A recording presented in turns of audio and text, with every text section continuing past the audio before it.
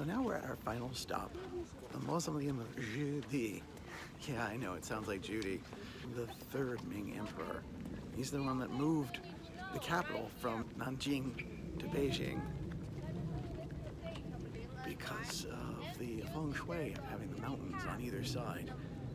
And so he put his tomb here too. One of the interesting things our guy has pointed out is that ordinarily the empress could not be buried in the tomb until the emperor was. And, you know, given that men die first, that seems reasonable. However, Judy's wife, Zhou, died first and was the daughter of an influential general and very well favored by Judy. So they made an exception for her, and she was buried in the mausoleum prior to Judy's death. Now, I don't know if you can see it, but it's been pointed out by our guide that on the higher eve, there are 9 guardian animals. 9 has significance in being the highest number that a human can attain in Chinese mythology, 10 being that of the gods. So to have 10 up there would be presumptuous, but 9 shows that he is the most powerful and most important of all the mortals. Which, being emperor, seems reasonable, I suppose. Though, to be fair, he puts his robe on, one sleeve at a time, just like everybody else. But that's an American talking. This is allegedly what Judy looked like.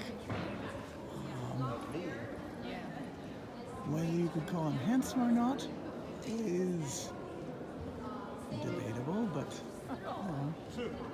certainly well fed. And in that respect, better looking than Henry VIII was in his later days. So there's that.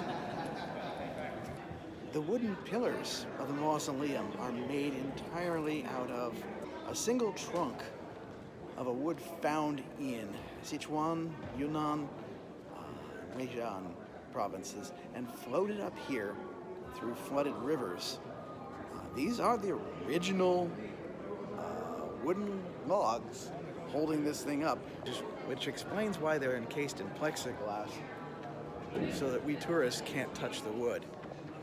This stuff is held up for 600 years and they'd like it to last. So they've made sure that it's protected. But it has lasted for an incredible length of time even today. The mausoleum as museum also holds some of the emperor's treasures, including several of his robes, including this one. Only the emperor was allowed to wear yellow, and this is the closest thing to a royal robe that they've got here. Not that the emperor was the only one wearing fancy stuff. This is the empress headdress. So, and as our guide points out, this would be rather heavy to wear on one's head. Much like the responsibilities of ruling a country, I suppose. And we have come basically to the end. This is the mausoleum. This is what's referred to as the Soul Tower. And here I thought it was on the Great Wall. So I'm going to try and climb up this and get another view from here. And then we got about half an hour before we need to get out of here in order to get back to the ship on time. And once again, we find ourselves climbing up, except this time around there doesn't seem to be any stairs. It's just an incline. At least the entrance is lit, which is more than you can say for what it was when it was built. We're right at the foot of the actual building. Further? I don't think it does. I think this is as far as we can go. Getting to the top of the Soul Tower isn't really as hard as all that. Because we're not actually getting to the top. We're just at the base.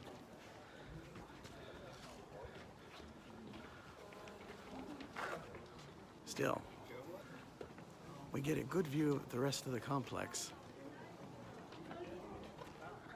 This took 18 years to build. That's a lot of time to be thinking about one's death. Maybe not as much as the pharaohs of Egypt, but when you're busy running a country and an empire, it would seem that there are more important things to have on your mind. Then again, the emperor can do what he wants. Ironically, for all the complex that's been built and all the time that took to build it, the emperor isn't buried in his tomb as such, although I guess it's still part of the tomb complex. Behind me is the treasure hill, and this is where he and a fair amount of treasure, hence the name, is still and will remain. There are no plans to uncover it at this point. Whether that changes, when that changes, who knows. But for the moment, this is what's here, and this is what will be. He will remain undisturbed for now. Rest in peace, Your Highness. But we are not granted peace. Okay. Thank you. 2 for 10, okay. The capitalism of the PRC is in full force. And that's fine. Anytime there's tourists, there's tourist money, and they'd be foolish not to take advantage of it.